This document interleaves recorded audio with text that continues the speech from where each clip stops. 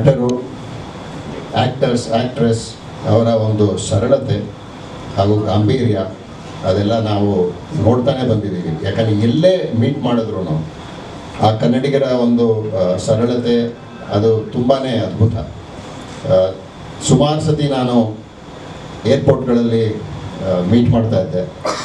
ನಟರಾಗಿರ್ಬೋದು ಅಥವಾ ಯಾರೇ ಆ್ಯಕ್ಟರ್ಸ್ ಆಗಿರ್ಬೋದು, ಅವರ ಒಂದು ಸರಳತೆ ನಿಮಗೆ ಕಂಡು ಬರುತ್ತೆ. ಬರೀ ನಮ್ಮ ಹತ್ರ ಅಂತಲ್ಲ, ಎಲ್ಲ ಜನರ ಒಂದು ಸಂಪರ್ಕ, ಅವರ ಮಾತುಕತೆ ಅದರಲ್ಲೆಲ್ಲ ನಾವೆಲ್ಲ ನೋಡ್ತಾ ಬಂದಿದ್ದೀವಿ. ಅದೇ ಸರಳತೆ ಇಲ್ಲೂ ನೋಡ್ತಾ ಬಂದಿದ್ದೀವಿ. ಅದನ್ನೇ ಮುಂದುವರಿಸಿ, ಯಾಕಂದರೆ ಕನ್ನಡ ಚಿತ್ರರಂಗದ ಒಂದು ಲೆಗಸಿ ಏನಿದೆಯೋ ಅದು ನಿಮ್ಮ ಕೈಯಲ್ಲಿದೆ, ಮುಂದಕ್ಕೆ ತೊಗೊಂಡು ಹೋಗೋದು. ತುಂಬ ಸಂತೋಷ ಆಗುತ್ತೆ ಈ ಒಂದು ಕಾರ್ಯಕ್ರಮಕ್ಕೆ.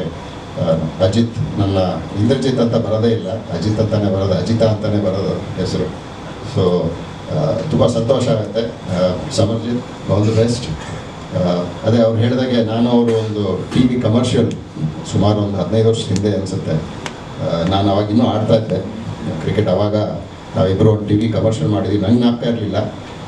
ಹೋದ ವರ್ಷ ನಾವು ಸುದೀಪ್ ಅವರ ಒಂದು ಫಂಕ್ಷನಲ್ಲಿ ಭೇಟಿಯಾದಾಗ ಆವಾಗ ಹೇಳಿದ್ರು, ಸಮರ್ಜಿತ್, ನಾನು ಆ್ಯಡಲ್ಲಿ ನಿಮ್ಮ ಜೊತೆ ಇದ್ದೆ ಅಂತ.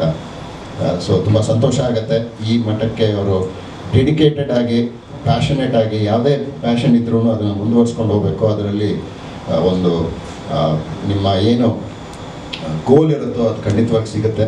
ಅದನ್ನು ನೀವು ಶುರು ಅಂತೂ ಒಳ್ಳೆ ಇದರಿಂದನೇ ಮಾಡ್ತಾ ಇದ್ದೀರಾ. ತುಂಬ ಸಂತೋಷ ಆಗುತ್ತೆ. Ajit, all the best. ಎಲ್ಲರಿಗೂ ಅಷ್ಟೇ ಆಲ್ ದಿ ಬೆಸ್ಟ್. ಆ್ಯಂಡ್ ತುಂಬ ಸಂತೋಷ ಆಗುತ್ತೆ ಕನ್ನಡ ಚಲನಚಿತ್ರದ ಈ ಒಂದು ಚಿತ್ರದ ಮೂಲಕ ಹಾಗೂ ಇಬ್ಬ ಯುವಕ ತಾರೆಗಳ ಒಂದು ಸೃಷ್ಟಿ ಆಗಲಿ ಈ ಒಂದು ಮಾಧ್ಯಮದಿಂದ. ಇನ್ನೂ ಹೆಚ್ಚು ಕನ್ನಡ ಚಲನಚಿತ್ರ ಬೆಳೀಲಿ. ತುಂಬ ಸಂತೋಷ ಆಗುತ್ತೆ. ಯಾಕಂದರೆ ಯಾವುದೇ ಚಿತ್ರ ನೋಡ್ಬೋದು, ನೀವು ಯಾವುದೇ ಚಲನಚಿತ್ರ ನೋಡ್ಬೋದು, ಅದು ನಮ್ಮ ಭಾಷೆನಲ್ಲಿ ನಾವು ನೋಡೋದು. ಯಾಕಂದರೆ ಒಂದು ಸಣ್ಣದೊಂದು ನಿಮಗೆ ಒಂದು ಎಕ್ಸಾಂಪಲ್ ಕೊಡ್ತೀನಿ. ನಾನು ಪಂಜಾಬ್ ಕಿಂಗ್ಸಿಗೆ ಕೋಚ್ ಆಗಿದ್ದಾಗ ಆವಾಗ KGF 2 ರಿಲೀಸ್ ಆಗಿತ್ತು. ಅದರದ್ದು ಪ್ರಿವ್ಯೂ ಅಂತ ನಾವೆಲ್ಲ ಟೀಮ್ ಮೆಂಬರ್ಸ್ ಕೂತಿದ್ವಿ. ಒಂದು ಆಫ್ ಡೇ ದಿನ ಅದನ್ನು ಪ್ರಿವ್ಯೂ ತೋರಿಸಿದ್ರು. ಕನ್ನಡದಲ್ಲಿ ಆಗಲಿಲ್ಲ ಅದು, ಯಾಕಂದರೆ ಹಿಂದಿನಲ್ಲಿ ಇತ್ತದು. ಅದನ್ನು ನನಗೆ ತುಂಬ ಕಷ್ಟ ಆಯಿತು ನೋಡೋದು. ಯಾಕಂದರೆ ಹಿಂದಿನಲ್ಲಿ ಯಶ್ ಅವರು ಮಾತಾಡ್ತಾ ಇದ್ದಾರೆ, ಅಂದರೆ ಡಬ್ಬಿಂಗ್ ಅದು ಹಿಂದಿನಲ್ಲಿ ಬರ್ತಾಯಿತ್ತು. ಯಾಕಂದರೆ ಅವ್ರು ಕನ್ನಡ ಯಾರಿಗೂ ಅರ್ಥ ಆಗಲ್ಲ. ನಾನು ಬಿಟ್ಟು ಇಲ್ಲಿ ಸುಮಾರು ಇನ್ನೊಂದು 2-3 ಜನ ಇದ್ರು ಅಷ್ಟೇ ಕನ್ನಡದವರಲ್ಲಿ ನಮ್ಮ ಟೀಮ್ನಲ್ಲಿ. ಹಿಂದಿನಲ್ಲಿ ಬರ್ತಾಯಿತ್ತು ಅದು ಡಬ್ಬಾಗಿ.